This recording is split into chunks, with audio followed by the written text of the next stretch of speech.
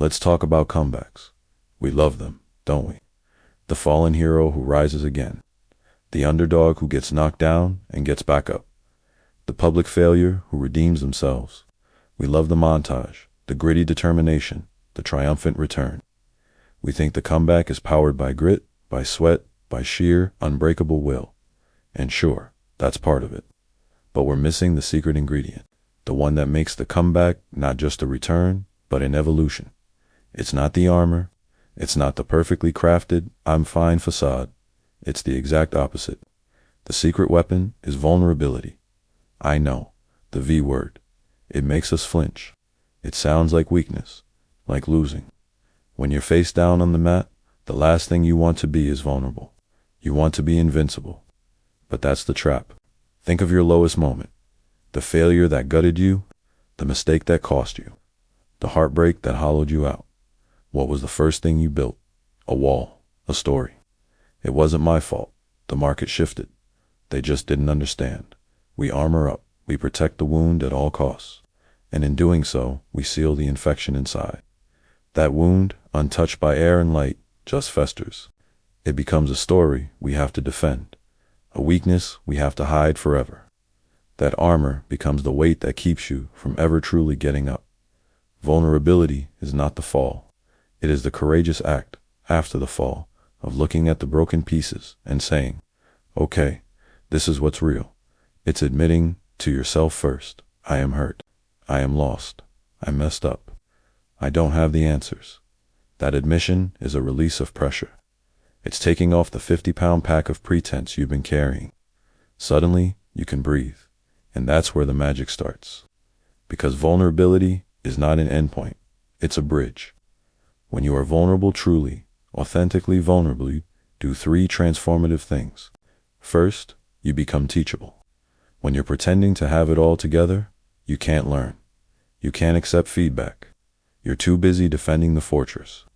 But when you say, I don't know, you open the door for insight, for help, for a new strategy. The comeback isn't built from what you already knew at S, built from what you were brave enough to learn. Second, you forge real connection. People can smell a polished comeback story from a mile away. It's impressive, but it's distant. But when someone shares the real story, the fear, the doubt, the shaky first steps, we lean in. We see ourselves. Your vulnerability becomes an invitation that says, me too. And in that me too, you find allies, mentors, a team that believes in the real you, not the perfect avatar. You don't have to stage a comeback alone. And third, and most importantly, vulnerability unlocks a new kind of strength. It's not the brittle strength of never breaking. It's the resilient strength of the willow tree that bends in the storm. It's the strength of knowing you have faced the worst truth about a moment, acknowledged it, and are still here. That knowledge is unshakable. Once you know you can survive being vulnerable, you realize you can survive almost anything. Your courage is no longer tied to being unafraid. It's tied to moving forward with the fear. Let me give you the comeback blueprint no one talks about. Step 1, the honest autopsy. Not the blame game, the honest autopsy. What part did I play in this? What can I own? That's vulnerability. Step 2, the humble ask. I need help. I need perspective. Can you guide me? That's vulnerability.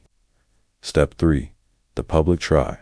Attempting the next thing, not when you're perfectly ready and bulletproof, but when you're still a little wobbly and letting people see the wobble.